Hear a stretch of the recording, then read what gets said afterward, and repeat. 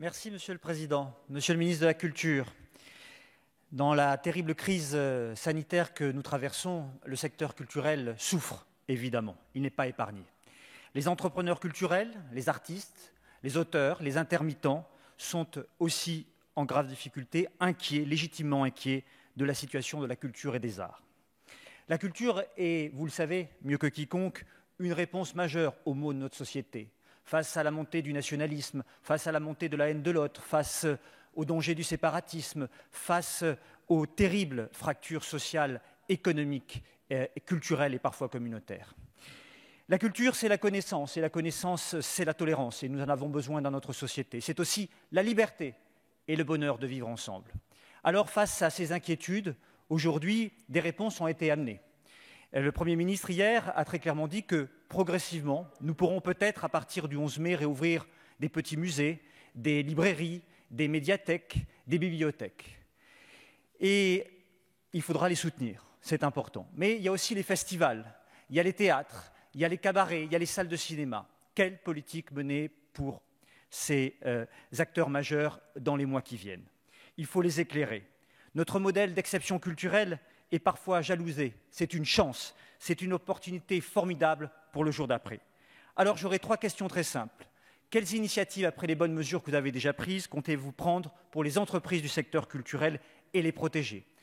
Quelles mesures comptez-vous prendre également pour les auteurs, pour les artistes qui sont fragilisés et en difficulté et dont nous avons tant besoin?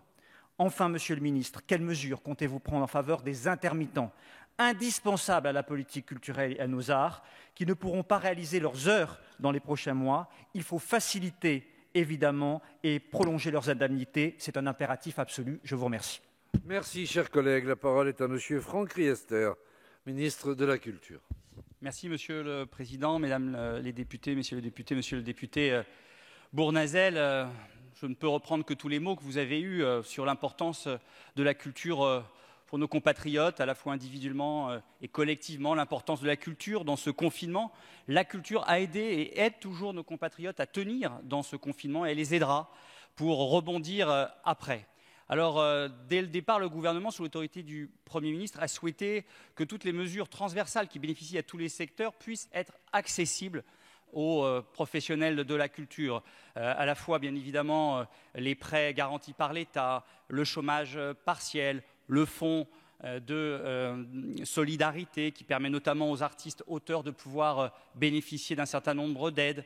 Bref, que tout ce qui était prévu pour tous les secteurs soit aussi accessible à la culture. Et puis nous avons complété par un certain nombre de dispositifs spécifiques portés par les opérateurs du secteur de la culture, le ministère de la Culture, bien évidemment dans sa diversité, ces opérateurs, le CNM, le CNC, le CNL, le CNAP et d'autres encore, qui tout de suite ont mis à disposition des moyens pour permettre d'accompagner en urgence ce secteur sinistré. Il nous restera 2 grands points majeurs à travailler en lien avec les collectivités territoriales, en lien avec les entreprises, les associations, en lien avec tous les acteurs et les artistes de la culture, de prévoir progressivement le déconfinement. Le Premier ministre hier a effectivement fixé un premier cadre, il devra être progressivement affiné. Et ensuite, il y aura l'accompagnement à la reprise et l'accompagnement à la relance de ce secteur si important pour notre pays et pour tous nos compatriotes. Nous aurons donc l'occasion avec vous, ici à l'Assemblée nationale, au Sénat, avec tous les parlementaires et les collectivités territoriales, de bâtir ensemble les meilleurs dispositifs pour répondre aux besoins si importants de ces secteurs si stratégiques pour notre pays.